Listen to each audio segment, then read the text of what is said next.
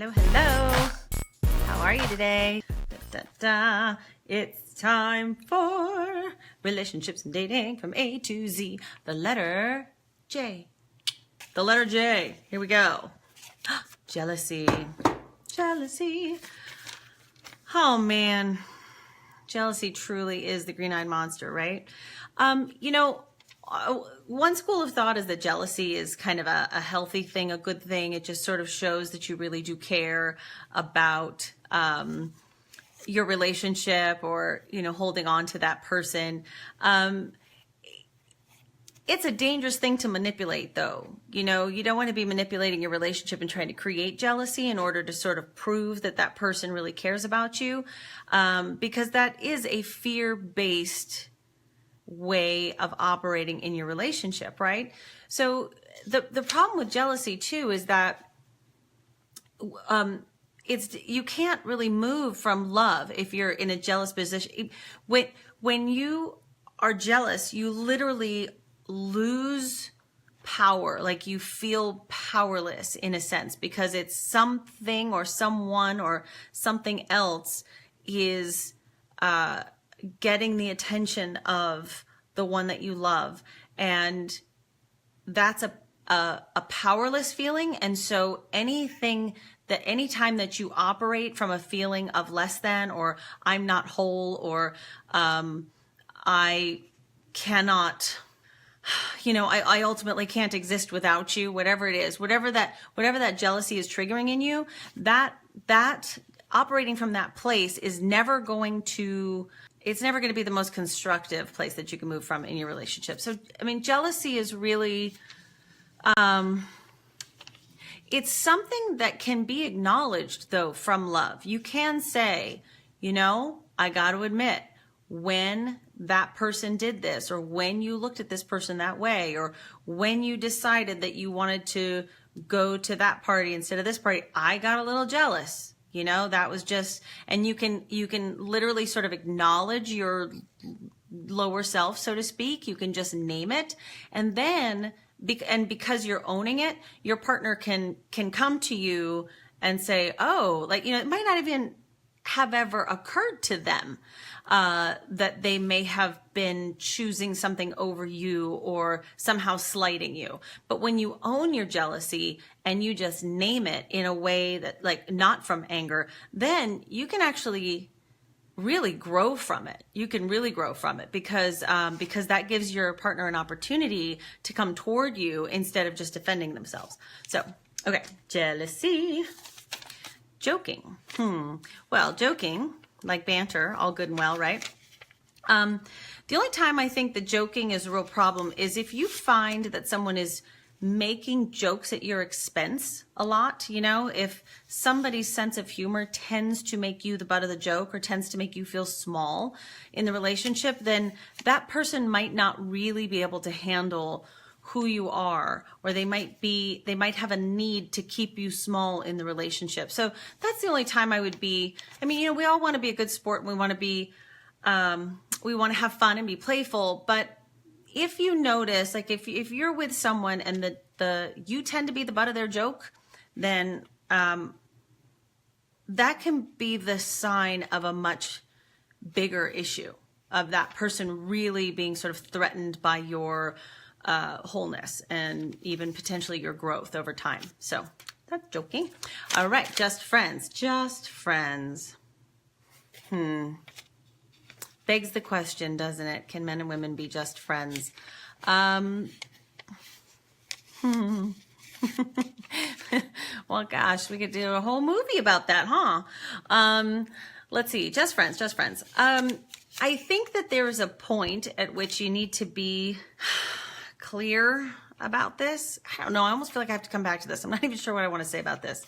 I would say that, yeah. Let me come back to that because I'm not really sure. Okay. And I'm just going to sit here and and ah. Juggling schedules. Okay. Juggling schedules. The thing that I would say about this is that I think it's important that you're both juggling your schedules a little bit where possible. I know that some people have jobs that are absolute set schedules, and I've had a few relationships with people in the film industry, and I know that it's film industry, sometimes medicine, trial attorneys, advertising. These are jobs where it's really difficult to get any kind of leeway in your schedule. And so sometimes one person ends up doing all of the juggling, the schedule. And, if that works for you, that's okay. If it doesn't, then you really have to look at that as again, as a lifestyle. Again, there's always that, there's, I can love this person, but are they my life partner? How long is this going to go on? Is it always going to be like this? Is this something I can do? Is juggling my schedule messing things up with my kids? Is it messing things up with my job? Is it messing things up with my health? Am I not going to the gym? Am I not going to yoga? Am I not taking care of myself because I'm so busy juggling my schedule around this other person? So when two people are busy, which most people are, I think it's important to feel like both people are putting a value on the relationship and the time together, and both people are juggling their schedules a little bit. So, dun, dun, dun. Joy. Yeah. Always good to go back to that question. Is this relationship bringing joy and comfort and positivity into my life? Is this, do I feel joyful when I think about that person or spending time with them? That's why we do this. We don't, you can say we're in relationships so that we can grow. Yeah. Of course we are. But that's sort of a side effect. That's not, you don't say like, I'm going to start dating because I really want to grow as a person. No, you don't. You want to find somebody and you want to have your partner or keep your partner because you love the feeling of having someone to have shared experience with, shared joy with, someone to witness and someone to be witnessed by, someone that you can plan your future with. That's why we do it. And so you always want to make sure that the relationship that you're in is adding joy to your life, because believe it or not, it doesn't feel like it when you think about being single again. But when you're in the wrong relationship, being single can be way more joyful. And you start to find joy in things that you forgot that you liked, and you find joy in your friendships, and you find joy in your hobbies. And so I think joy should be sort of your litmus test and the thing that you always come back to. Dun, dun, dun. Jerks, how to not waste time with them. Well, take my 8-week mentorship and you will learn. I think everybody's a little bit of a jerk when they're in the wrong relationship. I think people they're just not their best selves. And so sometimes you can think, well, that person's such a jerk. And then they go off and they're like the best guy in the world or the best girl in the world for somebody else. I think that if it's come up a lot, right? This idea that becoming sexually involved with somebody creates that physical intimacy creates the illusion of emotional intimacy. And so we start to fill in the blanks and we get really attached to a relationship really early on. And sometimes we let it slide when somebody's a jerk. And yeah, everybody's entitled to a bad day. But again, in the beginning of a relationship, theoretically, most people should be on their best behavior. And so if someone's a jerk, you can of course take certain things into consideration. Had it been 15 hours since they had eaten, or did they not get any sleep, or was it a really stressful situation, or, you can look at that, of course. I mean, we all deserve a little bit of grace here and there. But if somebody is really not being their best self, and you've invested a couple months, 2-3 months, the way to avoid it is really to decide how you want to be treated. And when you say no to that, you're saying yes to being treated better. There are really good people in the world, and really people are truly better people when they're in the right relationship. When you've got the right chemistry with somebody and you can be harmonious with somebody, then yeah, they're not going to be a jerk so often.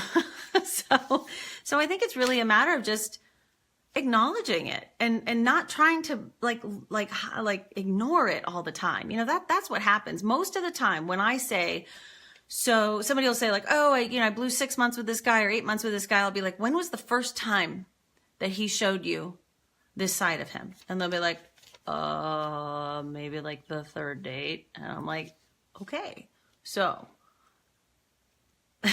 what are you choosing not to see? And what did you now say yes to and establish a pattern of for months and months? So that's saying avoid the jerks, just do it. Justifying your relationship. Okay, well, if somebody's a jerk and you're justifying your relationship all the time, you got to listen to that. If your friends are like, so why are you with this guy if he can only see you like every other Wednesday after 7 and you've never been to his house? Why are you doing that? Well, it's his work and this, and like his sister's living with him. And, I don't know. I mean, like he's nervous about me meeting his kid. Bullshit. It's bullshit. And if your friends are saying like, you don't know who this guy is, he's probably married, you need to listen to that. If you find yourself justifying your relationship over and over again, that is an enormous red flag. And there's no reason for you to do that. Because again, it's better to be single and joyful and looking than it is to be constantly wondering if, justifying your relationship and making excuses for somebody that you're dating.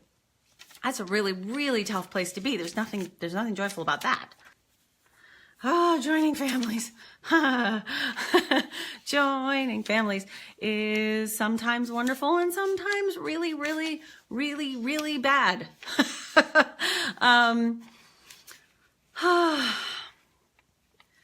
Joining families has to be done very consciously.